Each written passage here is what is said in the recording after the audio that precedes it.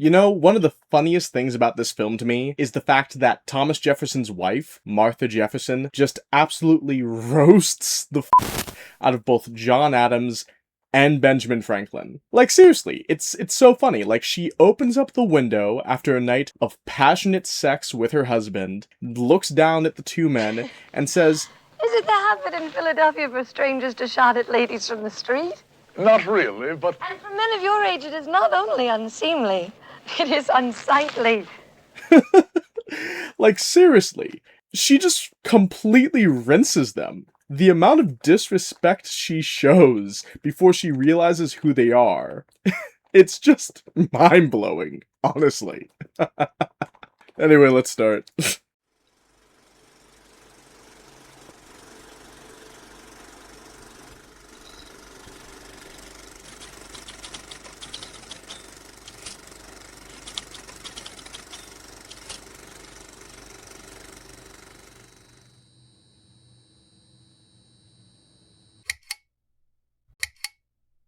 Hey everyone, I'm Ben, your underground conductor, and welcome to Underground Cinema. Now, much to my surprise, not many people are actually talking about this, but 2026 marks the 250th anniversary of America's independence from England. Woo!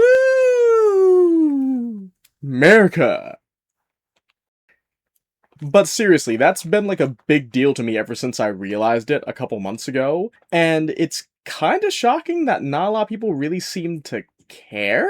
Because, in my opinion, the fact that this country's lasted 250 years is cause for celebration. I mean, don't get me wrong, I understand why people would be cynical about America right now. This country has a myriad of problems that affect people day by day, whether it be our crippled economy that makes it borderline impossible for the average citizen to survive, or the fact that American health, both physical and mental, has just been on a steep decline over the course of 50 years now. Or the reality that we live in such a state of political polarization that it seems like the average person is just ready to strangle their neighbor at literally any moment. But despite those problems, as well as the various other social and cultural issues that we deal with constantly in America, it still cannot be overstated exactly how miraculous it is that America even exists. The United States was the first colony nation to ever successfully break away from its parent country. Following antiquity, the United States was the first country in the Western world to actually embrace and guarantee the rights and freedoms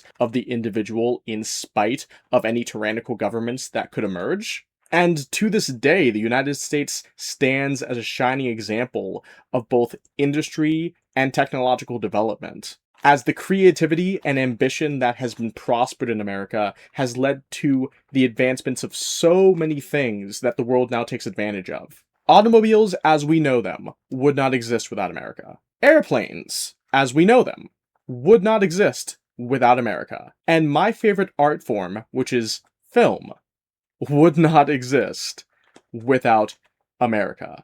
And the really unique thing about film as an art form is that you can capture and present events from history in a way that you couldn't do in writing, or painting, or even song. So with that all in mind, I figured this week, to celebrate America's 250th birthday, it'd be fun to talk about a movie that covers how America was born.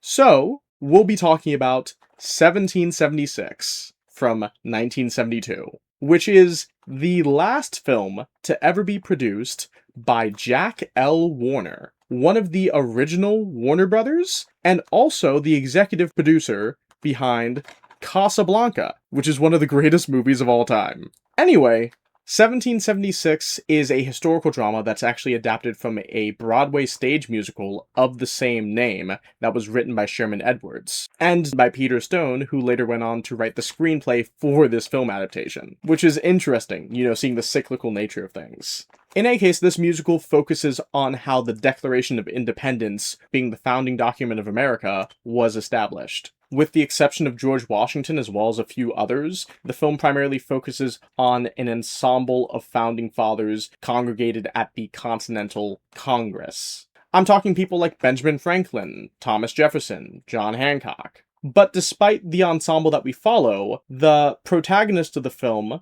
undisputably, is John Adams, who was a member of the Congress at the time and would later go on to be the second president of the United States, following George Washington. When the film begins, we actually open up on a shot of John Adams next to the Liberty Bell prior to it receiving its iconic crack. Adams sitting next to what would become this historic bell is obviously meant to be symbolism, showing his desire for liberty. Because as we're shown in this film, Adams is the most outward-spoken advocate of the colonies declaring their independence from England. Unfortunately, however, no one in the Continental Congress is listening to Adams. As we find out over the course of this film, Adams' fellow congressmen find him to be obnoxious and unlikable. Meanwhile, Adams despises his peers in Congress because he sees them as ineffectual, slow, and prone to debating nonsense. So, actually not much different from Congress now.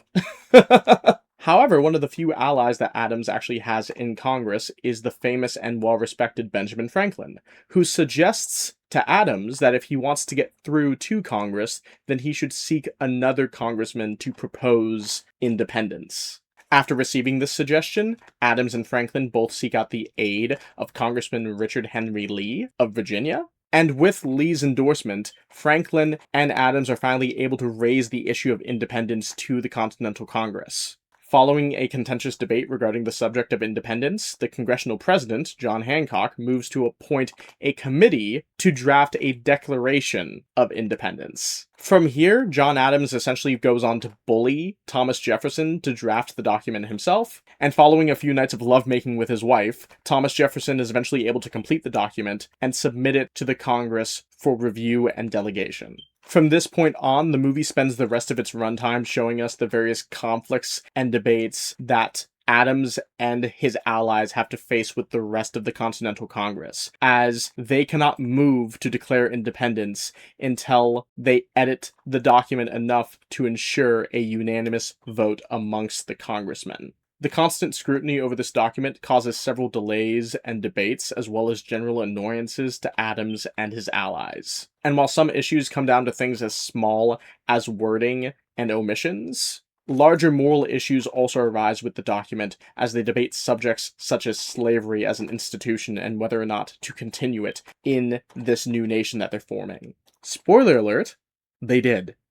However, after days and days of editing, debating, and making moral compromises, eventually, the Continental Congress is able to come to a final agreement and a unanimous vote, choosing to embrace liberty and reject tyranny, as each member of the Continental Congress goes on to sign this Declaration of Independence. And funny enough, I actually have a copy of the Declaration of Independence right here. I've actually had this replica for like 14 years. I picked it up at my 8th grade class field trip to DC. And today is actually the first time since I purchased it that I've actually opened it. It's in pretty good condition. You can even see the old John Hancock right there. The big signature in the middle.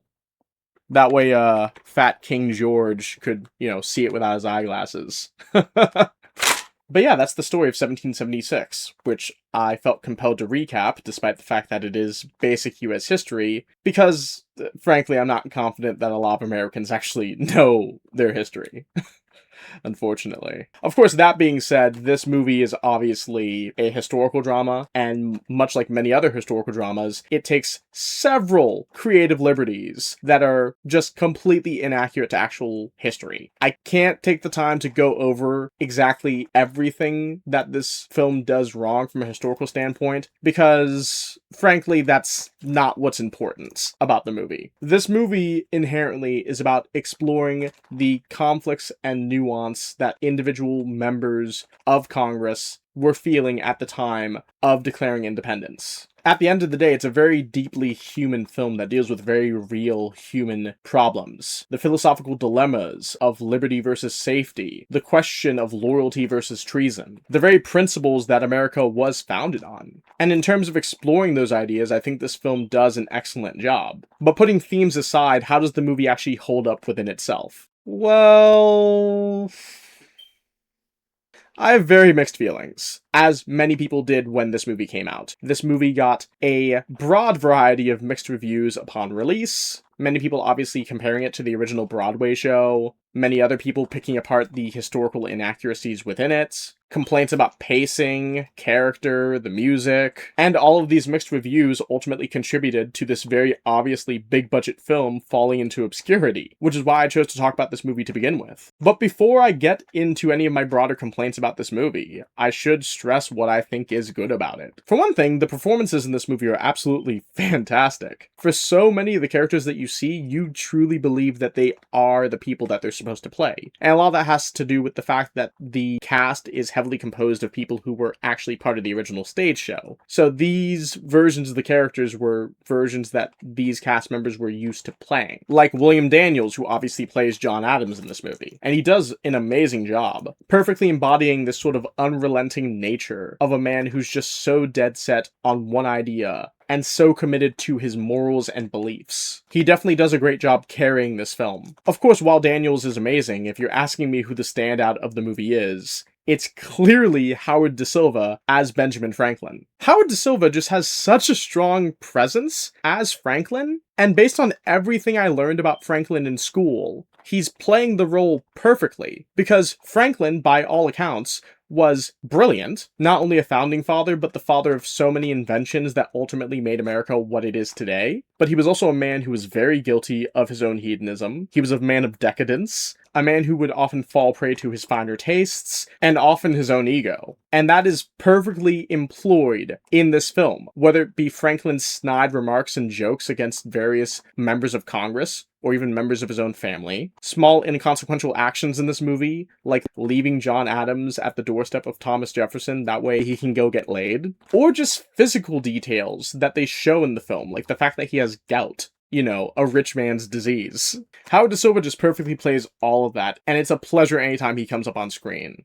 Moving on from the performances though, it would also be frankly criminal of me if I didn't compliment the excellent aesthetic qualities found in this movie. Like I mentioned already, this movie is littered with historical inaccuracies, but the way everyone is dressed in terms of costuming, it's perfect. Just the way all the congressmen are dressed in these very posh, almost ceremonial-like outfits. Meanwhile, the less privileged, poorer characters that we see in the film are dressed accordingly to their economic status. And it's all so period appropriate. Just excellent work from Patricia Zabrat, who actually did the costume design for The Graduate, which also starred William Daniels. Then, of course, there's the overall production design. Like, I don't know how many anachronisms are present in the individual sets or in the separate exterior building fronts that we see in the movie, but it was all incredibly convincing to me and really helped ground us in this foregone era. And this convincing nature of the sets also makes sense when you consider that the set decorator for this movie was George James Hopkins, who also did the set decoration for Casablanca. And then there's the overall lighting and cinematography.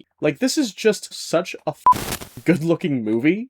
Like, the shot composition in so many scenes is just so incredibly powerful, making each individual sequence almost look like a painting. There's also so many dreamlike sequences in the film that occur when John Adams is speaking to his wife Abigail from afar, as these individual sequences have such an ethereal glow.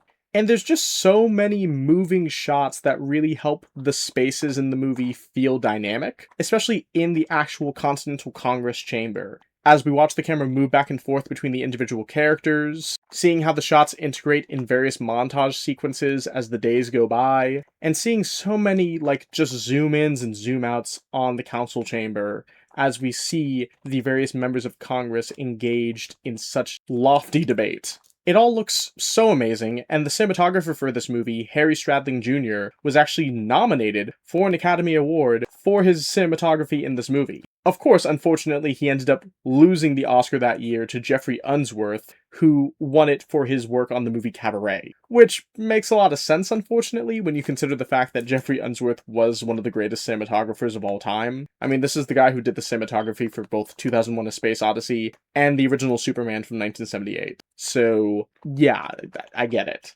It's sad, but I get it.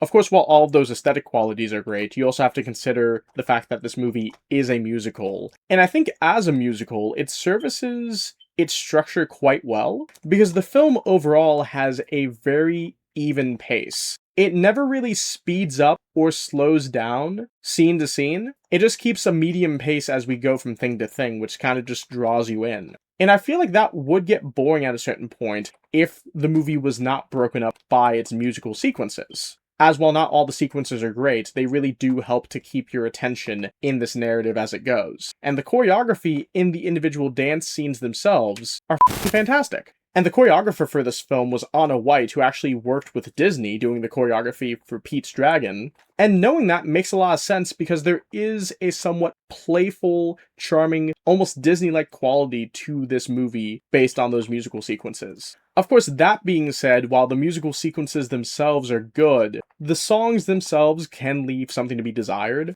I mean, I just watched this movie today for the first time, and literally just watching it, the only songs I can remember are really Sit Down John, which is the first song of the movie, and Cool, Cool, Considerate Men. For some reason, that song really stuck out to me, and that's ironic because I discovered after I watched the movie that that song was not in the original theatrical cut. You see, apparently the producer of this film, Jack L. Warner, was very good friends with President Nixon, and President Nixon found that specific song to be incredibly offensive and insulting for some reason. So he asked Jack Warner to take it out. And against his better judgment, Jack Warner did end up doing that, and he later went on to regret it, feeling like removing that song actually ruined the structure of the film. But fortunately, years later, they were able to discover a preserved negative of this scene in the film, and they were able to just slot it back in. And I didn't realize that the version I watched was an updated version with that scene put back in, which is interesting. But yeah, aside from those two songs though, not that much really sticks out from the music in this movie. And a lot of the time, while the musical sequences really help to break up the pacing of the film, it also feels like the sequences themselves are also working double time to make the film more visually interesting. Because the entire back half of the film takes place almost exclusively in the congressional chambers. Like, almost all the shots in the film take place inside. There's very few exterior shots. And I think that that overall hurts the scope of the movie, because this film is a historical drama that illustrates one of the defining moments of America's history. And obviously the film is more about the human element and the philosophical ideas than the broader conflict itself. But the fact of the matter is that the men in this movie are starting a country. That's no small feat. And in the context of the narrative, and in the context of real life, that sort of thing had never really been done before. And the fact that so many scenes in this movie are punctuated by letters from George Washington, who never appears on screen, just goes on to make the viewer think about the world outside of the film, and the fact that, oh, this is a war that's going on, and oh yeah, men, and particularly boys, are dying in this conflict, and they do reference that in the movie. There's even a messenger boy in the movie who sings a pretty unmemorable song about two of his friends dying in this conflict with England. And we don't see any of that. And it kind of feels like a missed opportunity. I mean, if you take this and you compare it to a different historical drama like Gone with the Wind, which explores a different defining conflict in American history, being the Civil War, there's just so many sweeping wide shots present in it that are not present in this movie. So much emphasis on the fact that the Civil War is fundamentally changing the landscape of America and affecting the lives of the individual characters that we see in the movie. Like, in a lot of ways, Gone with the Wind is basically an epic. And it feels like what Jack Warner was trying to do in producing this movie was make 1776 his own version of Gone with the Wind, which at the time was not owned by Warner Brothers yet. Which you could see in a lot of the aesthetic choices, particularly in the color grading, but just does not have the same scope. Because even though it's a comparable conflict, it feels smaller than this. And I think that is one of the primary issues with 1776, the fact that it tries to be Gone with the Wind. It has those aspirations, but instead it ends up being closer to something like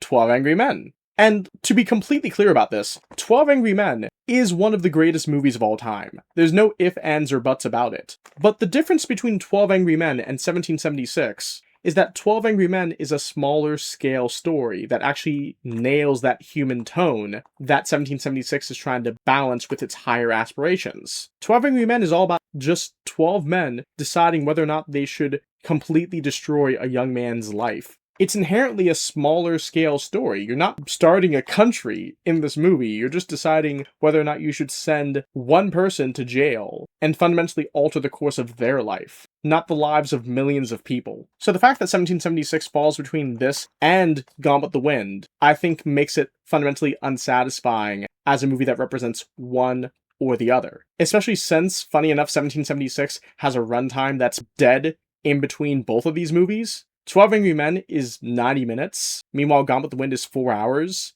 and 1776 falls dead in the center at 2 hours 45 minutes. And a lot of that length really cannot be justified, as much as I like the film. And unfortunately, when it comes to this issue of scope, I don't know how you could have solved this problem. Because if you show the overall conflict that is emerging from this decision for independence, you're undermining the human drama of it. But in not doing that, you make the stakes feel smaller. And another issue that would arise from showing this conflict is that you'd be betraying the source material. Because obviously, this movie was based on a stage play. And I feel like the fact that the majority of the shots in this movie take place inside is as a result of that. The fact that it is a stage play. Which is also why I feel like Harry Stradling Jr. worked overtime to make this movie visually interesting. Because at the end of the day, there's only so much you can do with a group of men sitting in a room talking for almost 3 hours. Of course, putting those shortcomings aside, I still really like this movie. Regardless of accuracy, I adore the historical recreation. I think the dialogue is a lot of fun in spite of how blunt a lot of it is, because it shows the inherent rudeness of these characters who are struggling to build something for themselves. I love how this film has a subtle sense of self-awareness with so many of the characters, especially with Benjamin Franklin, who references at several points that